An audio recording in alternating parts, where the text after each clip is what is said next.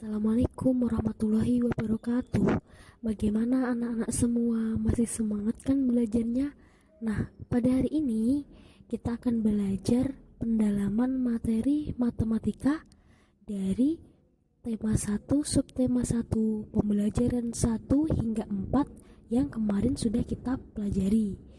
Nah, sebelumnya jangan lupa ya, berdoa dulu sebelum belajar agar kegiatan belajar kita hari ini membawa manfaat dan barokah. Amin ya rabbal alamin.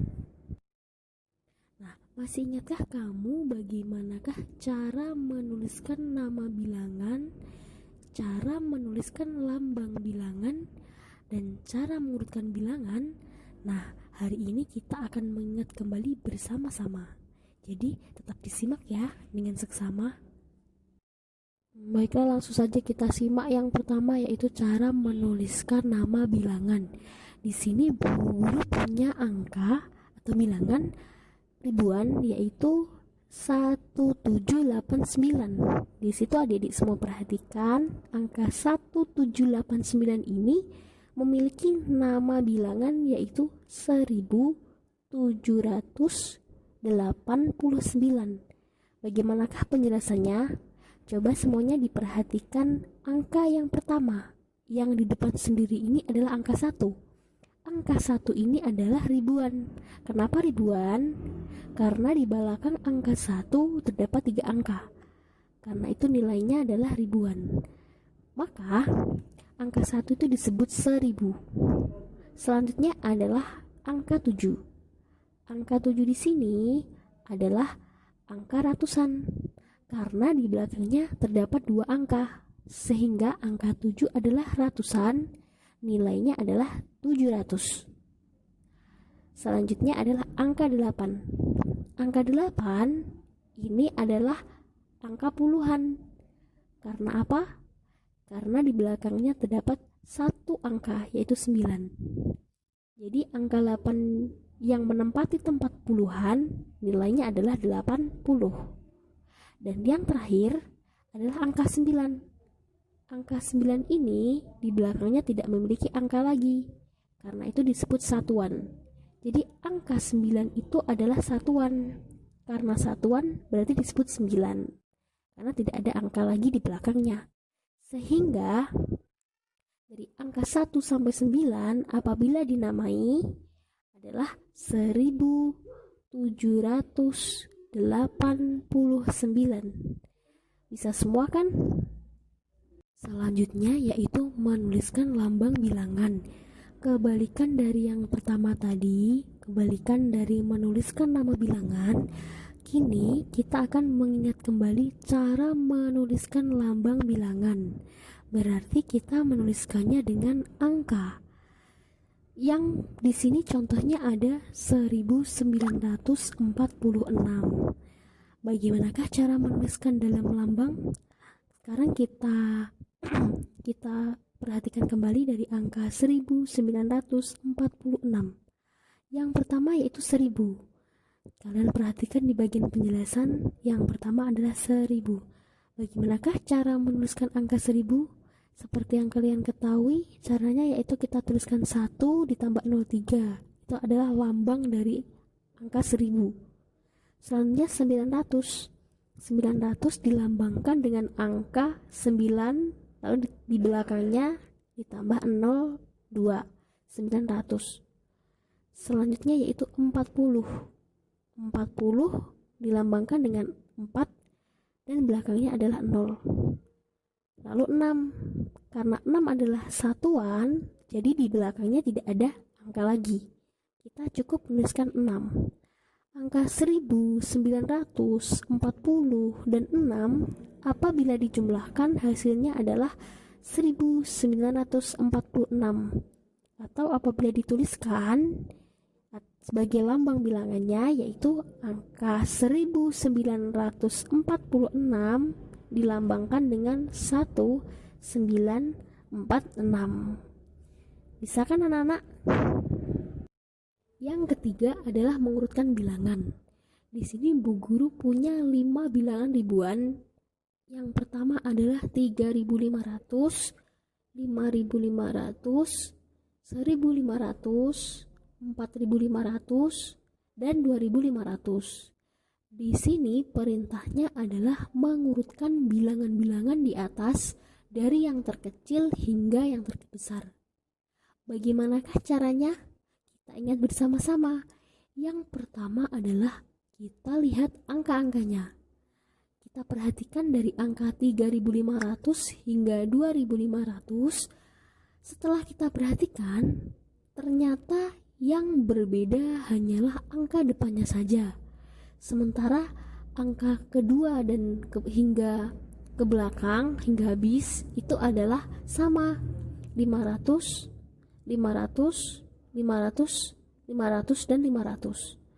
Hanya angka depan saja yang berbeda. Jadi, caranya mengurutkan bagaimana?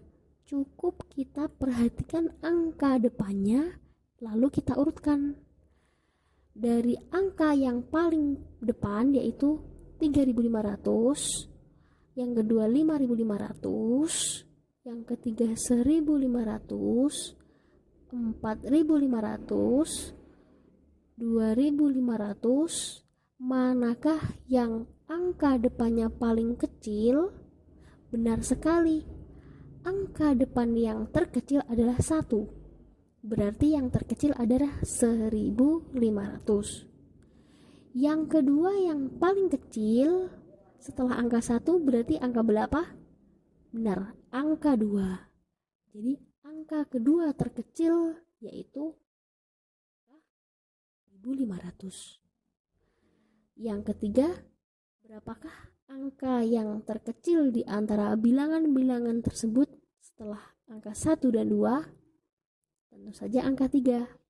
Berarti urutan ketiga adalah 3.500. Selanjutnya yaitu setelah angka 3 yang paling kecil, berapa lagi di antara 4 dan 5? Benar sekali, tentu saja yang terkecil di antara 4 dan 5 adalah angka 4. Berarti urutan keempat adalah 4.500. Nah, yang terakhir berarti angka yang terbesar di antara angka-angka tersebut adalah 5.500. Sehingga urutannya adalah 1.500, 2.500, 3.500, 500, 5.500. Jadi kita cukup melihat angka depannya lalu urutkan dari yang terkecil. Apabila angka kedua hingga yang terakhir itu sama. Yang nomor 2, terdapat beberapa bilangan. 100, 1.500, 300, 200, 1.400. Ini minta untuk mengurutkan bilangan yang terkecil hingga yang terbesar. Sama seperti yang tadi, hanya saja apakah yang berbeda? Nah, kita dengarkan sama ya.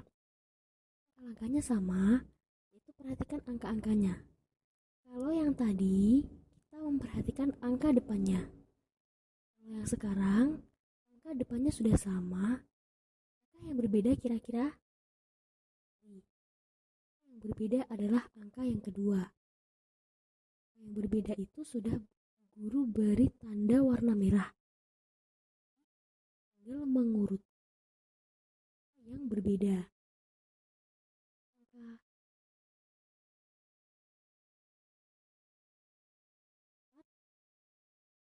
yang sudah beri warna merah, yang terkecil, urutkan dari yang kecil hingga yang terbesar. Yang kecil atau yang paling tulis adalah angka 1. 1 adalah angka yang terkecil. Berarti angka yang terkecil pertama adalah 5.100. Angka 1, apakah angka yang terkecil? 2. Yang kedua yang terkecil adalah 5.200 dan seterusnya.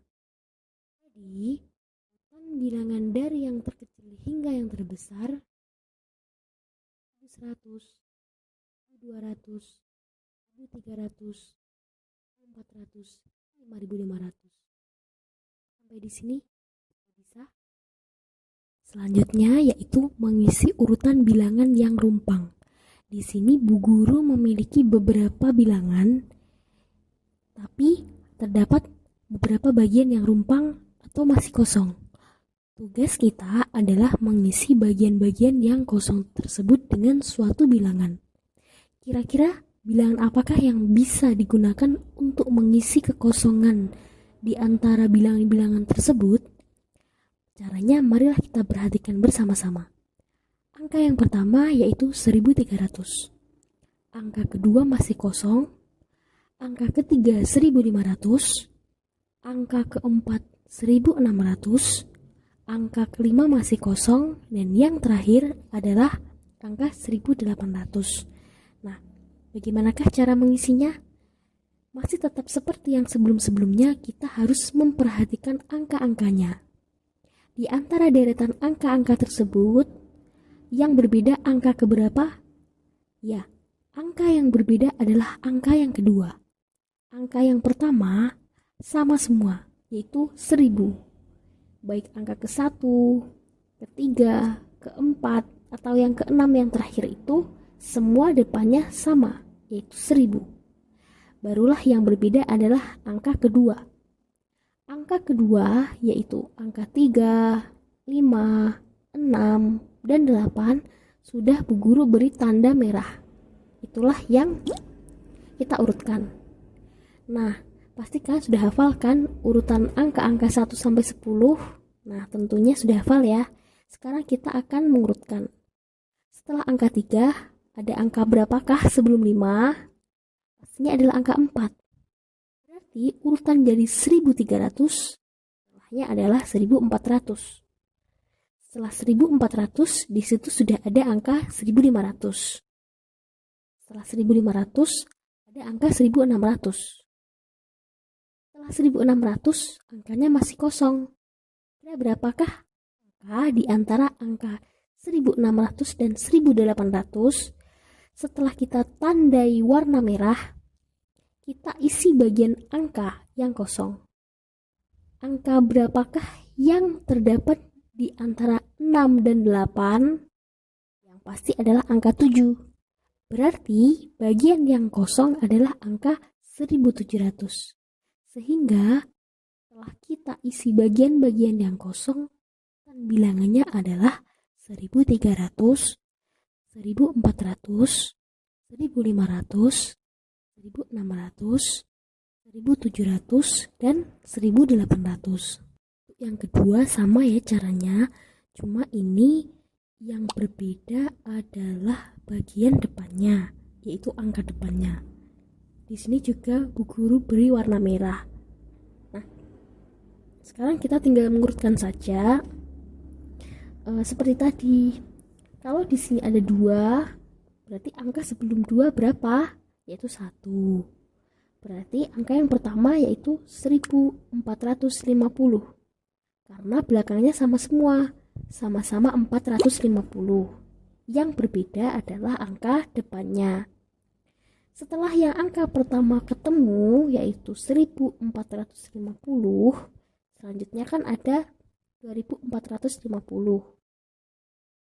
Yang ketiga yaitu angka yang belum ketemu sama. Setelah kita ketemu angka 1, angka 2, berapakah angka setelah angka 2 dan sebelum angka 4? Ini adalah angka 3. Urutan yang ketiga adalah 3450. Masih tetap memperhatikan angka depannya. Berapakah kira-kira antara 4 dan 6? Ya, tanda merah. Benar sekali, yaitu angka 5. Berarti isi dari titik-titik yang terakhir ini adalah 5450. Nah, alhamdulillahirrahmanirrahim, pembelajaran kita telah selesai pada hari ini. Untuk mengukur tingkat pemahaman anak-anak semua bisa mengerjakan latihan-latihan soalnya. Nah, kita harus sering-sering latihan agar tidak mudah lupa dan bisa mengerjakan. Sebelum mengakhiri pembelajaran, jangan lupa membaca surat Al-Hashr di rumah agar ilmunya barokah. Terima kasih. Wassalamualaikum warahmatullahi wabarakatuh.